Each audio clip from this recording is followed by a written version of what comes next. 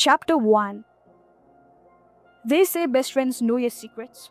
What they don't say is, they know exactly where to stab. I understand friendships break. People grow apart. They fight. They move on. But stooping low, dragging someone's secret out and tossing them in front of everyone, that's just disgusting. And Lara did exactly that. She's been walking around whispering to anyone who'll listen that I only got into this prestigious college because of my dad. Which, fine, is true. I'm not a genius like her, and I never pretended to be. But I wanted to be here with her. I wanted to share this life, this campus, these years, because she was my best friend. I told her that in confidence, just her. And now the whole college is buzzing with it. Enough. I'm done feeling humiliated, done crying in bathroom stalls, done pretending I don't hear the laughter when I walk by. If she can stab me in the back, I'll show her how deep I can cut. I'm clutching my phone like a weapon. On it is the photo. That photo. The night Niana fell from the 11th floor. The night Lara swore she had left the birthday party by 10 p.m. The night she lied to everyone, cops included. Unfortunately for her, she sent me a selfie around 11:45 p.m. with Niana smiling with two other girls. Watermark, date, time, everything. Proof she was there. Proof she lied. She sent it because I was sick in bed and she wanted me to feel included. That was when she was my best friend. Now, it's going to destroy her. And I don't care. Not anymore. Chapter 2. My elder brother Monu's apartment always smelled like coffee and detergent. Neat, quiet, and so different from our noisy house. He was on the couch in a faded t-shirt, laptop open when I walked in. Nidhi? He looked up surprised. What's the occasion? You usually call first. I shrugged, closing the door behind me. I couldn't afford small talk today. Do you still have that police friend? The one who helped you with the bike theft case? His brows furrowed. Yeah, why? I need to get in touch with him. For what? I can't tell you that. He leaned back, crossing his arms. Then why should I tell you? I swallowed hard. I didn't want to explain, but I couldn't leave without this. Pulling out my phone, I opened the photo, the one from the night, and I handed it to him. Lara's selfie with Niana and two other girls stared back at us. Timestamp 11:45 p.m. She lied, I said quietly. Everyone thinks she left the party early, but she didn't. People deserve to know the truth. Monu studied the image for a long moment, his face unreadable. Then he looked at me sharply. You're going to the cops and tell about your best friend? I didn't answer. Why, Nidhi? What's really going on? I just want to do the right thing, I muttered. That's all you need to know. He exhaled slowly, rubbing his temple. Fine, send it to me.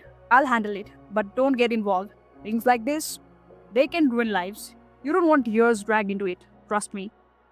His tone was firm, almost pleading. Maybe he was right. Maybe I should keep my hands clean. All right, I said. I send it. I left his apartment feeling lighter. It was finally in motion. She wouldn't see it coming. Chapter 3. The next day at college, I spotted Lara near the gate, crouched by a group of stray dogs. She was smiling softly as she poured food into a bowl. A bright, "For the voiceless, join our drive" banner fluttering behind her. I almost laughed. What a saint. I walked up to her, arms crossed. Look at you, I said. The hero of stray dogs. She glanced up, wary. What do you want, Nidhi? Nothing. Just funny, Seeing someone try so hard to be kind to animals while caring so little about humans. Her eyes narrowed. What's that supposed to mean? I leaned in closer, lowering my voice. I'm talking about Niana. Did you forget? Her face went pale, then flushed red. She gritted her teeth. Stop, you nonsense. She stood up abruptly and walked away, shoulders stiff, not looking back. I watched her retreat with a slow, satisfied smirk. She was cracking, finally. The classroom buzzed with restless chatter until the teacher walked in, holding a stack of papers. All right, everyone, she said, here are the results of the test. A groan rippled through the room as she began calling out marks. My heart sank when she read mine. Barely passing. I didn't even look up. And topping the class again, she paused for effect. Lara. Applause broke out, of course. Lara stood, accepting her paper with that practiced modest smile. Then her eyes flicked towards me. Only if some people focused on their own business and studied, she said lightly. Their results might look a little different. The room erupted in laughter. Heat rushed to my face, anger and humiliation twisting in my stomach. I grabbed my bag and stormed out before they could see my eyes burn. Outside, I yanked out my phone and dialed Monu. He picked up almost immediately. Hey, everything okay? What's happening with the picture? I demanded. It's submitted, he said calmly. They'll take care of it soon. If you're lying to me, Monu, I snapped. I swear, I'll take it myself. I still have it on my phone. I'm not lying, he reassured. But you need to give it time. It's a serious matter, Nidhi. Things like this don't move overnight. I was about to retort when I heard something. A faint rustle behind me, like someone had been listening. I spun around. Nothing. The corridor was empty. I shook off the chill creeping up my spine and went to the washroom.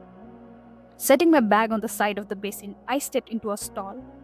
When I came back out barely 2 minutes later, I froze. My phone lay on the floor, shattered into pieces. For a moment, I couldn't even breathe. What? How? I hadn't heard a thing. Not a crash, not footsteps, nothing. Heart hammering, I rushed out the washroom, scanning the hallway. Empty. Except Lara. She was walking casually past the corridor, her expression unreadable, not even glancing my way. I stood there clutching my broken phone, stunned. Was it her? I didn't think. I didn't care who was watching. The moment I saw her in the corridor, I marched straight to her, grabbed her arm, and spun her around. You did it, didn't you? I hissed. Lara blinked, frowning. Did what? Don't act dumb, I snapped. You broke my phone because the evidence was there. Her brows knitted together as if in confusion. What are you talking about? Don't you dare be innocent with me. I let out a bitter laugh. You think breaking my phone will fix everything? Too late. The picture's already with the police. Now, deal with it. For a split second, I saw something flicker in her eyes. Shock. Maybe even fear. Her voice rose. Will you stop beating around the bush and tell me what nonsense you're talking about? I smiled coldly. All right, I'll spell it out for you. The photo, showing you were lying. You didn't leave the party before 10 like you claimed. You were there at 11:45, and I have proof. The color drained from her face. She opened her mouth, then closed it again, struggling for words. Finally, she spat. You're creating a mess, Nidhi. Do you even realize what you have done? Why do you want drama in your life? Her voice cracked, anger and something else. Panic, lacing each word. Can't you just shut the fuck up and mind your own business? She wrenched her arm free and stormed off, her footsteps echoing down the hall. I stood there watching her retreat, a slow smile curling on my lips. Got you.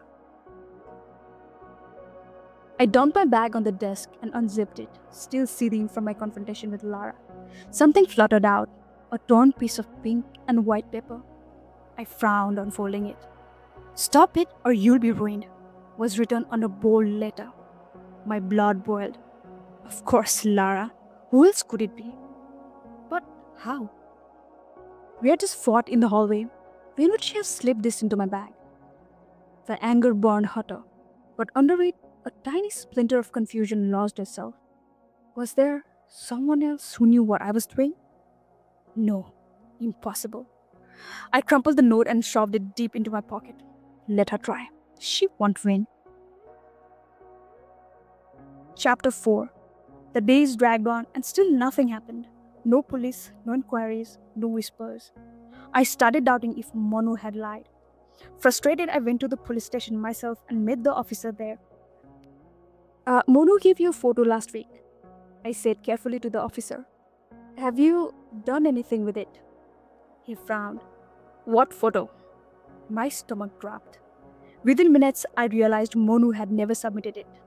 I clenched my fist, livid, and told the officer everything about the party, the lie, the photo. Do you have the photo? He asked. I almost screamed in frustration. But then I remembered my cloud backup. 5 minutes later, I handed over the photo. His reaction was instant, alertness flashing in his eyes. Within a moment, a team was calling. For the first time in weeks, I felt relieved. That evening, I walked into our living room still smiling, only to freeze. Guests. My dad was laughing with an old friend. Beside him stood a girl with straight hair and shy eyes. This is Rima, Dad said. My colleague's daughter. She's in your college too, isn't she? I blinked. Rima. She was indeed in our class, yes. But we had never spoken. Take her to your room, Dad added. In my room, I tried to break the awkwardness. Weird, huh? Never talked in college, but here we are. It's nice to have you. Rima smiled faintly. Yeah. We chatted about movies, projects, small things. She was polite, quite unremarkable. After dinner, as they prepared to leave, I went to fetch her bag. It was half open. A, a diary slipped out and hit the floor. I bent to pick it up and froze. That paper. The paper. The pink and white age. Heart pounding, I pulled the crumpled note from my pocket and matched the tears. Perfect fit. Rima had written the thread. My thoughts raced. If she wrote the note, she must have broken my phone too. She must be working with Lara. I flipped open the diary, only to stop cold. My name stared back at me, underlined. Beneath it was written, Nidhi got into this college because of her dad, not merit. The room tilted. It was her. She had spread the rumor, not Lara. For a moment, guilt flickered in my chest for what I'd done to Lara. But I solved it down. It didn't matter now. What's done is done. I tucked the diary bag, forced a smile, and handed over Rima's bag. The next day, the police came to campus. They called Lara, Rima, and another girl from the party. The sight of them walking into the principal's office made my pulse thunder. The following morning, Lara stormed up to me. What the hell is wrong with you, Nidhi? She screamed. You have messed up everything. Why are you so stupid? I've tried to ignore your psychotic behavior, but I'm done. I don't care about you or your precious loved ones. Deal with your shit yourself. She spun and stalked off, leaving me stunned. What did she mean? What had I messed up? 5 days later, the answer came. Monu had been arrested. I dropped the phone as the news hit. My parents' wails echoed through the house. None of it made sense. I found Lara outside the campus gates and grabbed her arm. What did you tell them? What lies did you feed the police? She yanked free, eyes flashing. Lies? You want the truth? Fine. And she told me. Monu had been dating Niana. That night, he came to surprise her. But Niana saw him talking to me and lost it. She dragged Monu to the terrace, yelling, crying. Monu tried to calm her down. She slipped. She fell. We panicked and ran away, but made sure someone found her. She was still alive, in a coma, but alive. By the time Lara finished, I felt hollow. I had ruined everything. That evening, I cornered Rima. Why? I asked, holding up the note. Why did you do this? She sighed, eye distant.